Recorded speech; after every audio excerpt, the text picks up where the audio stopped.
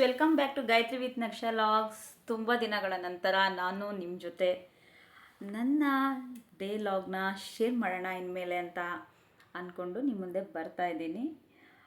ಹೆಚ್ಚು ಕಮ್ಮಿ 7 months ಆಗಿರ್ಬೋದು ಅಂತ ಅಂದ್ಕೊತೀನಿ ನಿಮ್ಮ ಜೊತೆ ನಾನೆಲ್ಲ ಈ ಥರ ವೀಡಿಯೋದಲ್ಲಿ ಮಾತಾಡಿ. ಯಾರೆಲ್ಲ ನಾನು ಯೂಟ್ಯೂಬ್ ಚಾನಲ್ಗೆ ಸಪೋರ್ಟ್ ಮಾಡ್ತಾ ಇದ್ದೀರೋ ಹೀಗೆ ಸಪೋರ್ಟ್ ಮಾಡೋದನ್ನು ಕಂಟಿನ್ಯೂ ಮಾಡಿ. ಯಾಕೆ ನಾನು ಎಷ್ಟು ದಿನ ಬ್ರೇಕ್ ತೊಗೊಂಡಿದ್ದೆ, ಏನಾಯಿತು, ಇದನ್ನೆಲ್ಲ ನಾನು ನಿಮ್ಮ ಜೊತೆ ಶೇರ್ ಮಾಡೋಣ ಅಂತ ಅಂದ್ಕೊಂಡಿದ್ದೀನಿ. ನೋಡಿ ಫ್ರೆಂಡ್ಸ್, ಒಂದು ಯೂಟ್ಯೂಬ್ ಚಾನಲ್ ಓಪನ್ ಮಾಡಿ ಅದು ಗ್ರೋತ್ ಆಗೋವರೆಗೂ ಕೂಡ ಅದ್ರ ಹಿಂದೆ ಇರೋಂಥ ಸ್ಟ್ರಗಲ್ ಏನು ಅಂತ ಯೂಟ್ಯೂಬ್ ಚಾನಲ್ ಓಪನ್ ಮಾಡಿ ಆ ಕಂಟೆಂಟ್ ಕ್ರಿಯೇಟರ್ ಇರ್ತಾರಲ್ಲ ಅವ್ರಿಗೆ ಮಾತ್ರ ಗೊತ್ತಿರುತ್ತೆ ಆ ಸ್ಟ್ರಗಲ್ ಏನು ಅಂತ. ಆ ಸಬ್ಸ್ಕ್ರೈಬರ್ಸ್ನ ಗ್ರೋತ್ ಮಾಡ್ಕೊಳ್ಳೋದು, ಹಾಗೆ ಈ ವಾಚ್ ಅವರ್ಸ್ನ ಕಂಪ್ಲೀಟ್ ಮಾಡೋದಕ್ಕೆ ಒದ್ದಾಡೋದು, ಜೊತೆಗೆ ಒಂದು ಗೃಹಿಣಿ ಇದನ್ನು ಓಪನ್ ಮಾಡಿದ್ರಂತೂ ಮುಗೀತು.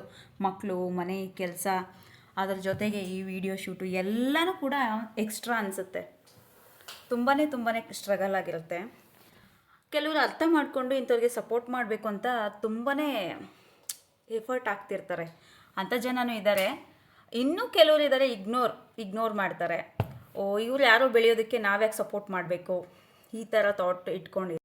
ಹೋಗ್ಲಿ ಬಿಡಿ, ಒಳ್ಳೆ ಮನಸ್ಸಿರೋರು, ಬೆಳೆಸ್ಬೇಕು ಅನ್ನೋ ಗುಣ ಇರೋರು ಹೆಂಗಿದ್ರು ಬೆಳೆಸ್ತಾರೆ ಅನ್ನೋ ಒಂದು ನನ್ನ ನಂಬಿಕೆ ಇದೆ.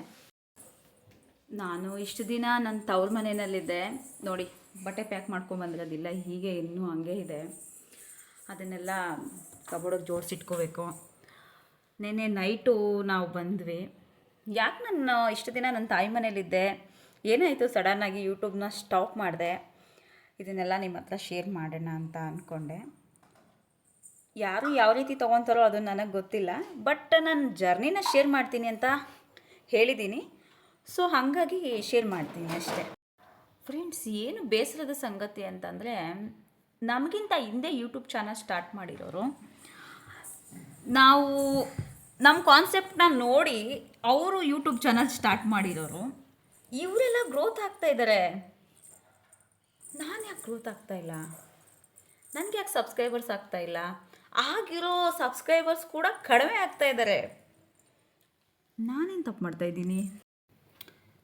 ನೀವು ನನಗೆ ಸಪೋರ್ಟ್ ಮಾಡಬೇಕು ಅಂತ ಇದ್ದರೆ ಪ್ಲೀಸ್ ಸಬ್ಸ್ಕ್ರೈಬ್ ಮಾಡ್ಕೊಳ್ಳಿ, ಬೆಲ್ ಐಕಾನ್ ಕ್ಲಿಕ್ ಮಾಡಿ ಸಪೋರ್ಟ್ ಮಾಡಿ.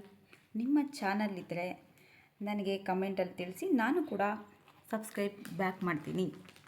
ನಾನು ಒಬ್ಬಳೇ ಬೆಳಿಬೇಕು ಅಂತ ಆಸೆ ಇಲ್ಲ, ಜೊತೆಗೆ ನೀವು ಬೆಳಿಬೋದು. ನಾನು ನಿಮಗೆ ಸಪೋರ್ಟ್ ಮಾಡ್ತೀನಿ, ನೀವು ನನಗೆ ಸಪೋರ್ಟ್ ಮಾಡಿ. ಯೂಟ್ಯೂಬ್ ಚಾನಲ್ ಓಪನ್ ಮಾಡೋದು ಸುಲಭನೇ, ಅದು ಕಷ್ಟ ಏನಲ್ಲ. ಬಟ್ ಅದನ್ನು ಮೇಂಟೈನ್ ಮಾಡೋದಿದೆಯಲ್ಲ, ತುಂಬಾ ಕಷ್ಟ ಅಂತ ಅನಿಸುತ್ತೆ. ಫಾಲೋವರ್ಸು ಇಲ್ಲಿ ನೋಡಿ ಫ್ರೆಂಡ್ಸ್, ತುಂಬ ದಿನ ಆದಮೇಲೆ ನನ್ನ ಮಗಳು ಅವರಪ್ಪ ಮನೆಗೆ ಬಂದು ಇರೊಬ್ಬರು ಆಟ ಸಾಮಾನೆಲ್ಲ ಎತ್ಕೊಂಡು ಗುಡ್ಡೆ ಹಾಕ್ಕೊಂಡು ಆಟ ಆಡ್ತಾ ಇದ್ದಾಳೆ.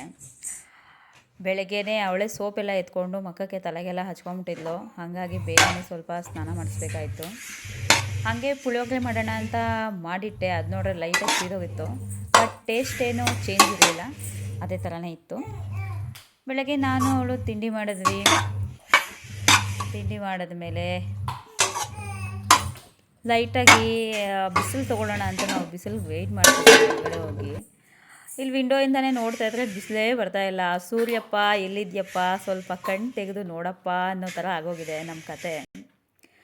ಸೂರ್ಯ ಎಷ್ಟು ಇಂಪಾರ್ಟೆಂಟು ಭೂಮಿಗೆ, ಪ್ರತಿಯೊಂದು ಜೀವಿಗಳಿಗೂ ಆಲ್ರೆಡಿ ನಿಮಗೆ ಗೊತ್ತಿರುತ್ತೆ ಅಂತ ನಾನು ಅಂದ್ಕೊತೀನಿ.